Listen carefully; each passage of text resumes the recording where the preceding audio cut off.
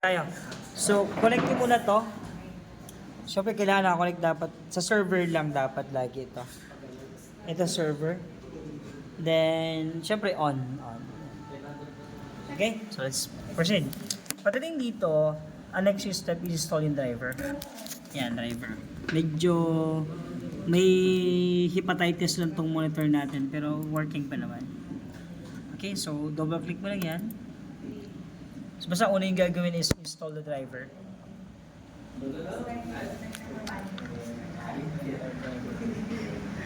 Okay, recorded tong video ha.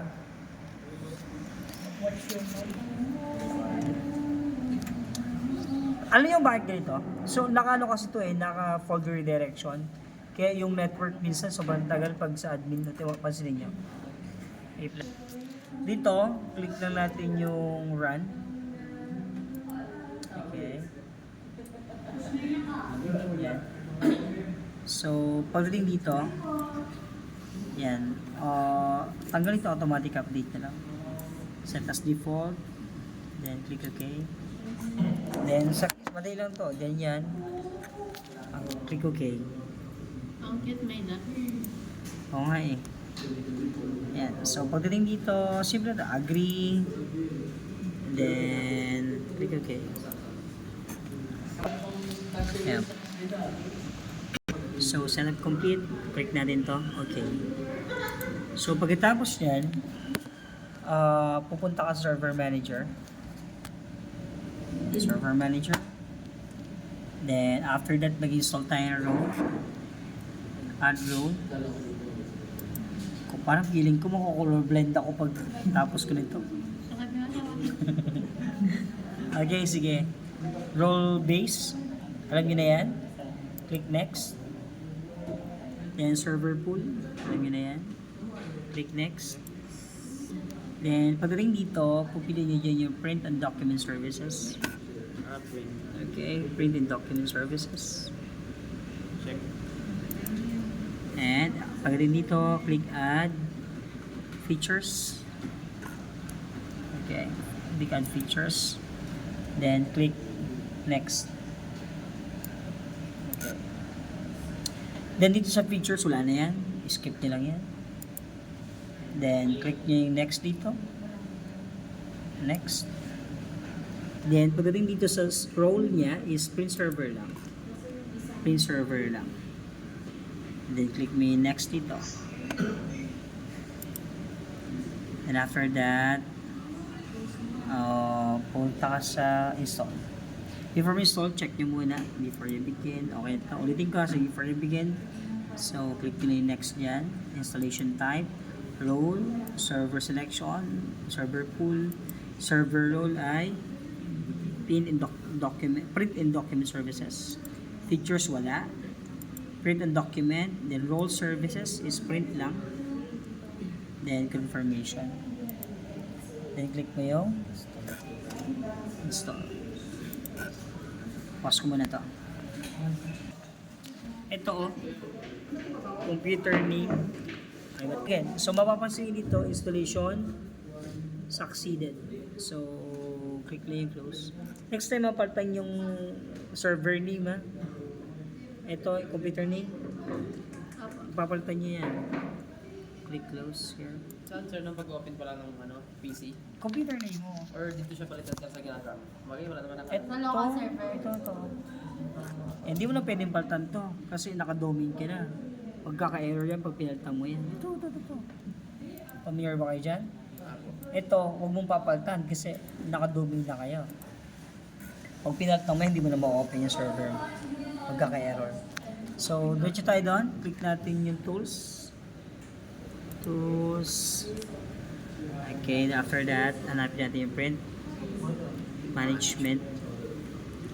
Pagkatapos dito, punta tayo sa print server. Ayan. Then, punta tayo dito sa pangalan ng server. Then, printers. Then, pagkatapos, tanggal natin ito. Hindi natin kailangan yan eh. Yung Microsoft. Ang kailangan natin ito yung Epson L3250. So, right click ka dyan. Next is manage sharing muna. Pagkatapos ng manage sharing, make it sure naka-share printer siya. Ayan. Share printer.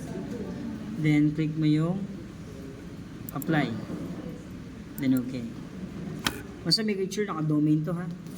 So, pagkatapos nun, eto may instruction ako dun yung kanina. Mas malinaw ata yun. So, right-click ka dito.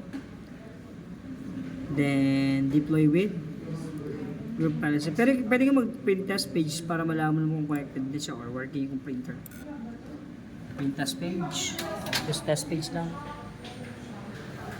Again, it's optional yung test page.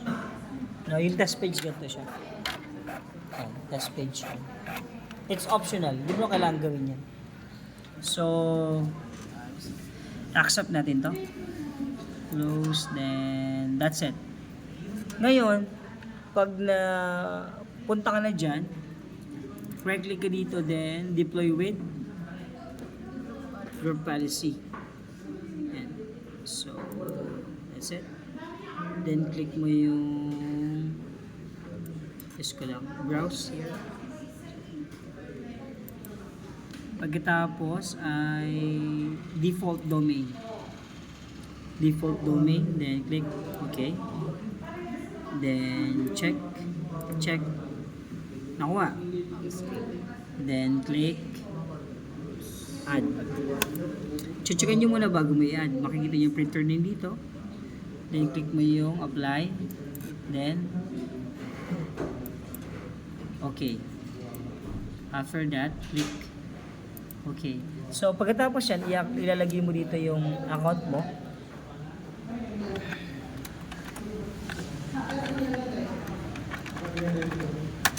Okay.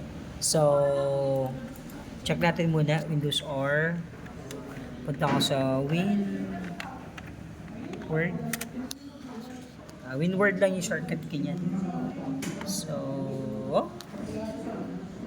nagkaw siya. Close ko lang to.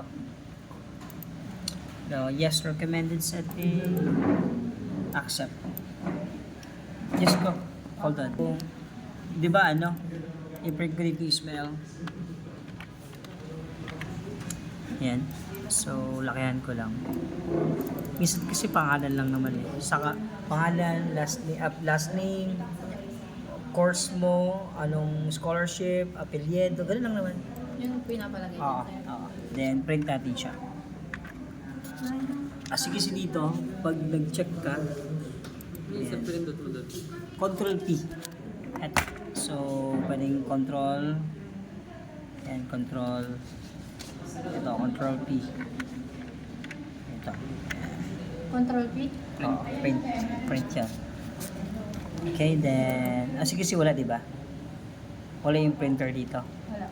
So, gagawin mo, itong mahirap, kasi, Windows or //. Ito sabi ko sa inyo, kapag hindi kayo nag-change ng computer name, itatype ko yung pagkahaba-haba ng Wala dyan, sir. papaglitan pa kayo ng assessor, babagsak pa kayo. Kasi sa computer, hindi pwede na. Hindi pwede na. Kailangan, ang configuration mo dito, totoo. I mean, sure ball. Bawal kasi dito yung, pwede na yan. Hindi pwede sa computer. Lalo na pag nagpa-programming ka, mahirap. So, ang haba. UJCQ A3. Hindi, pinatadali ko sir, kasi mo siya. Sige, okay. Huwag yung kakalimutan to sa assessment. Ayun. Diba? So, gagawin mo dito, right-click ka, then, connect. So, connecting tayo ngayon. Then after that, Sir, hindi siya nakakonect yung itong wire. hindi mo kailangan ito ilipat rin. Basta Naka-network na yan. may server Exactly. at saka naka-domain. Oo. Kahit di nakadomain sa itong buhay, kahit hindi mo nakadomain yan. Basta, May network. Oo. Tingnan na. Control P ulit ako. As you can see here, hanapin ko siya. Ayun na siya. Okay. May Lalabas check na na yung siya. Epson. Exactly. Click mo siya, then, Print. balik mo lang yun. Okay na. binalikat niya. Print. So, as you can see here, print. Printing. So, ganun lang. Wag yung gagawin na bubunutin itong cable, ilipat dito. Wala na, bagsak na kayo pag gano'n. Kailangan sa network kayo mag-print. Okay, that's it. Stop ka na to.